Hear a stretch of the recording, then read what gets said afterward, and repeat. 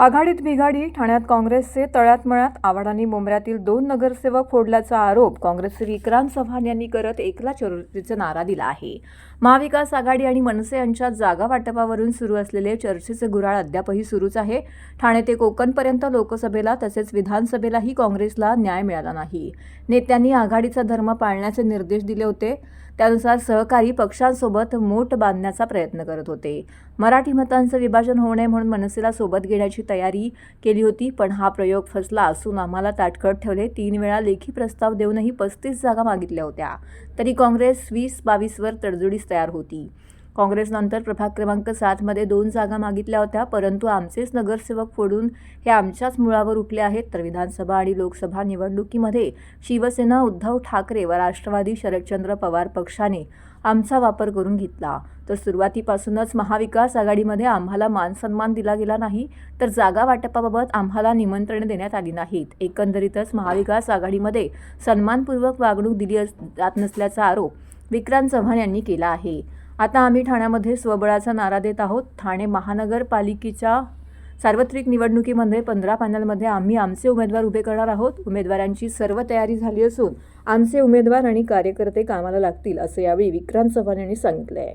जे घटक पक्ष आमच्यासोबत येतील त्यांना योग्य त्या जागा देऊन निवडणूक लढू, असंही चव्हाण म्हणाले. काँग्रेसला मान सन्मान मिळत नव्हता, हवे तेवढ्या जागा मिळत नव्हत्या. फॉर्म बिम भरून घेतले तर आम्ही प्रोफेशनल माणसांकडनं आमचे एबी फॉर्म आले की आम्ही भरू.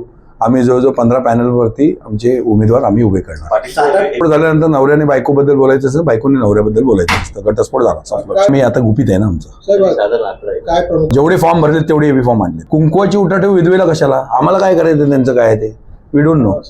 या ठाण्यातले जे तुम्हाला माहिती आहेत समस्या, पत्रकार म्हणून घनकचरा व्यवस्थापन, वाहतूक कोंडी, आरोग्य, शिक्षण, बरोबर पाणी समस्या, या सगळ्या गोष्टी, ट्रान्सपोर्ट, या सगळ्या गोष्टी घेऊन आम्ही जनतेसमोर जाणार.